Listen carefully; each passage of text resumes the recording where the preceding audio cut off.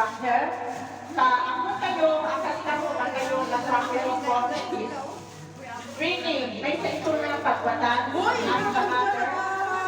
Kaya may sa na nasuporta na leader at itin ko. Ang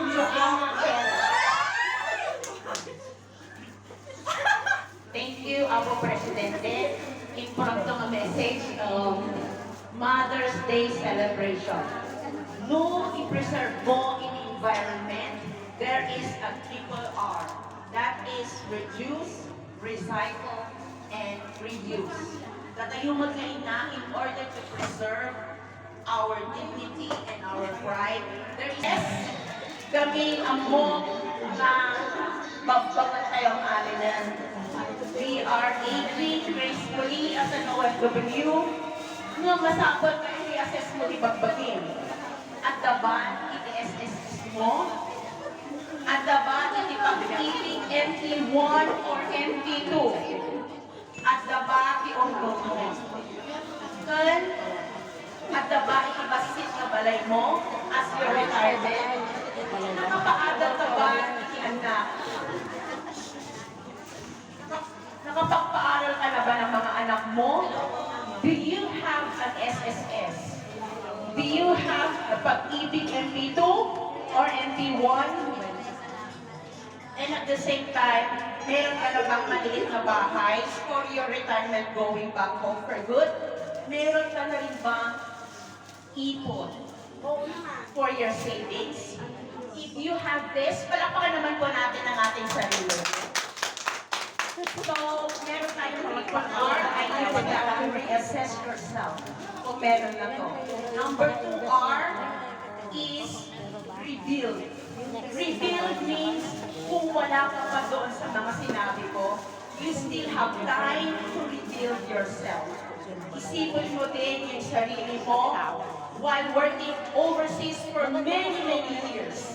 Meron ka na ba dito? If not, then it's all about time to rebuild yourself, to think for yourself too. Kasi lahat tayo tumatanda na. Di ba? Rebuild yourself. Isipin mo rin yung sarili mo, matagal na tayo sa abroad. Right? So, rebuild.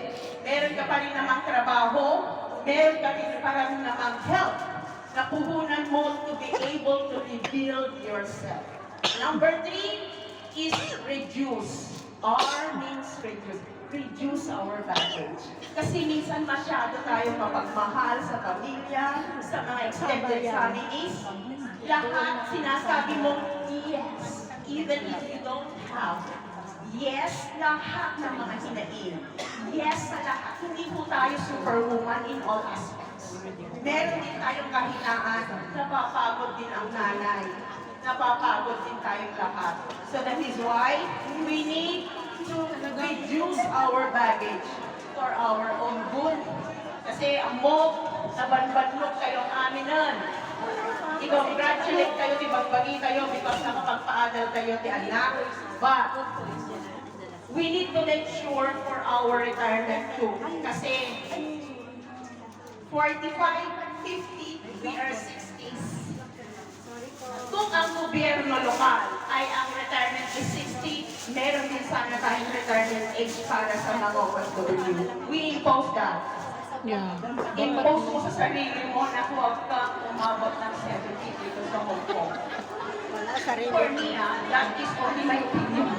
Kasi marami na tayong pinagdaanan, marami na tayong ginawang maganda sa pamilya. It's all about time to think for ourselves. So, kung ang basura ay reduce, reuse, and recycle, we also have our reassess, rebuild, and reduce our baggage. Pagod na ang nanay. So sa lahat po ng nanay na nandito, na nakapagpatapos ng pag-aaral ng mga anak at nagkaroon ng magandang trabaho, it is also a gift at hindi lahat ay nakamtan nyo. So palakpakan naman po natin ang ating mga sarili. Kanina may CPA, may Doctor of Dental Medicine, may mga registered nurses, hotel and restaurant management, criminologists. Lahat yan ay produkto ng mga migranteng Pilipino. So, palakpakan naman po natin ang ating sarili. We just did a great job, but we also think for ourselves in the future. Hindi ho lahat malakas ang nanay always. Maraming salamat po. Happy Mother's Day sa Hilip Ilawag City Association. We would like to acknowledge our OWA Welfare Officer, Ma'am Marilo Sumalino. Ma'am, thank you for coming. Then we call Ma'am Marilo Sumalino to please give us her mother's advice and message. Thank you, ma'am. Thank you so much po sa ating MC at sa